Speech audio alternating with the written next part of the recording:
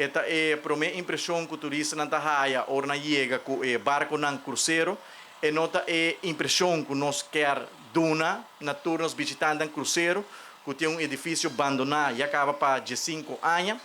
Para algum tempo acaba nós começar a fazer nos due diligence para explorar a possibilidade para a APA tomar over o edifício aqui, tendo em conta que nós está base também para começar o Estado Público de projeto de Port City e caminho a oficina de APA está ubicada atualmente, está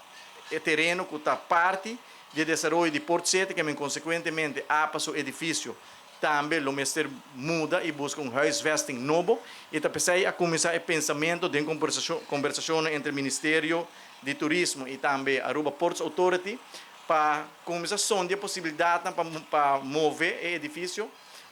laga e trajadona busca um outro edifício, então nós pensa riba o edifício de ex-Dewey e depois de que nós seguir a conversação para nós pensa e ora aí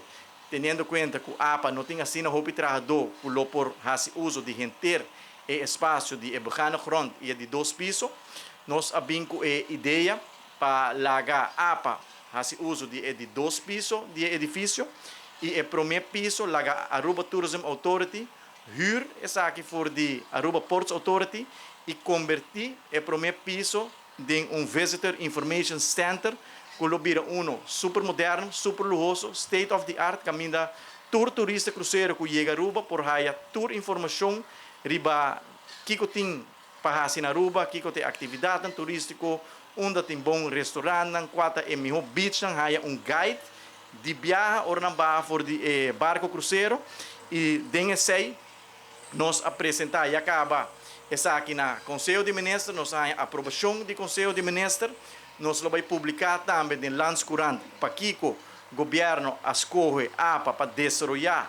o edifício, o projeto de ex-Dewey e dentro de pouco, depois com a informação aqui vai publicada no Landscurant, nós vamos over para ter uma cerimônia também para firmar o MOU entre o Ministério de Turismo, o governo de Aruba, Aruba Ports Authority, Aruba Tourism Authority e também Monumentum Bureau.